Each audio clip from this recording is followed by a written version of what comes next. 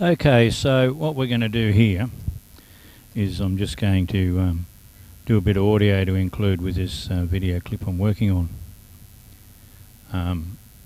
At the start, you'll see I'm just sitting underneath a bit of a shed. It's the first time I've ever flown any drone whatsoever, and I can't even use a remote control car, so I really had no idea what I was doing, which is why it's all heads down and scratching me backside and whatever else. But it also indicates how easy it is to fly one of these gadgets. This one's the DJI Mavic Zoom, and obviously I've got it in beginner's mode, but nonetheless it just sort of shows that how easy it is to operate.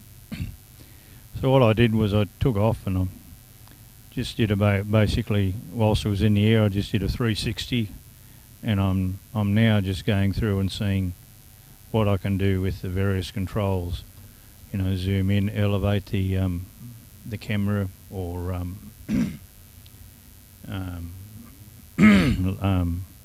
lower it a little bit. Excuse me for coughing in your ear. And then I tried a little bit of zooming, and I haven't set anything up on the camera. There are, you know, personalised effects you can do and what have you.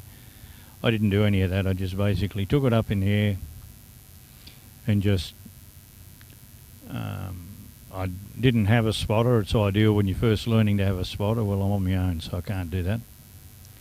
But you'll see I am on my own here with this footage because I'm literally right out in the middle of nowhere, as you will see as we carry on with this this bit of a clip. This country out here is as flat as a tack, which you will always also see directly. It's basically farming and or grazing land. A little bit to the north of where that vehicle's parked is a river, which you don't get to see in this clip. And that highway there goes due west. It's called the Sturt Highway, and that's just a little rest area on it. And over the back there is a crop of cotton, I believe. But I'm not sure. I didn't go and have a good look at it, but I think it's a crop of cotton. And again, I didn't want to get too far away or do anything too tricky with the device, because I really had no idea whatsoever what I was doing. So I just, you know, flew it backwards and forwards a little bit, and just trying to get a feel of the controls.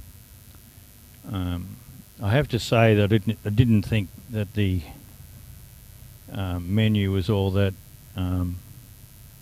intuitive in the program.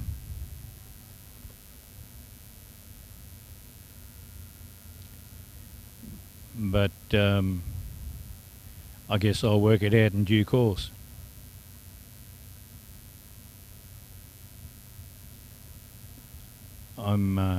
What I'm seeing on the screen and what you're probably going to see in the finished product is probably quite distinctively different, because at the moment I've got in my video editing program, it's telling me it's building preview, please wait. So this may be significantly out of sync with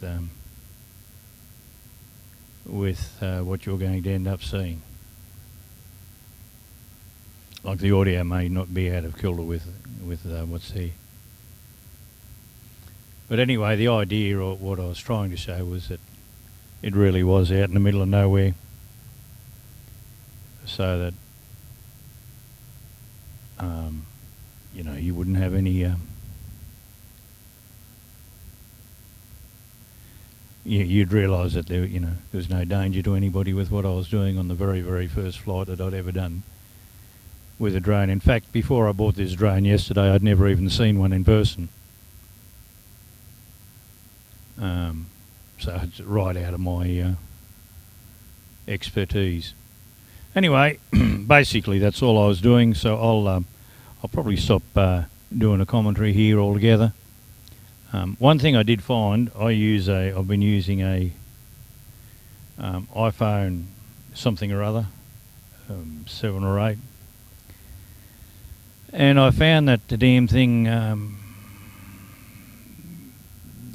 doesn't have as much battery life as what the drone does and what the controller for the drone has. So if anybody has a suggestion for something that's got a bit more battery oomph in it, please let me know.